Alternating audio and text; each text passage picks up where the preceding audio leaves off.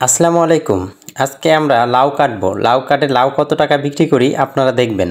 আজকের আমাদের লাউ হয়ে গেছে প্রথম নতুন জাংলার লাউ। এইটাই হলো আমাদের প্রথম, মানে বলতে কি আগে যে লাগাইছে ওটা না, এটা হলো নতুন বাগান আমাদের।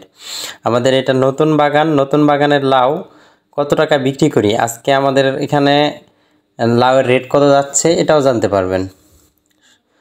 আমরা লাউ কাটলাম, প্রথমত কাটে নিলাম লাউগুলা কাটে নিয়ে এখন যাব বিক্রি করতে।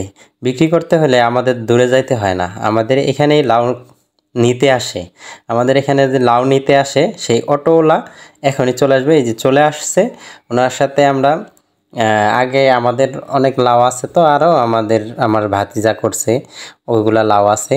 তবে আমার লাউ চারটা কত দাম হয় আজকে আপনাদেরকে দেখাবো।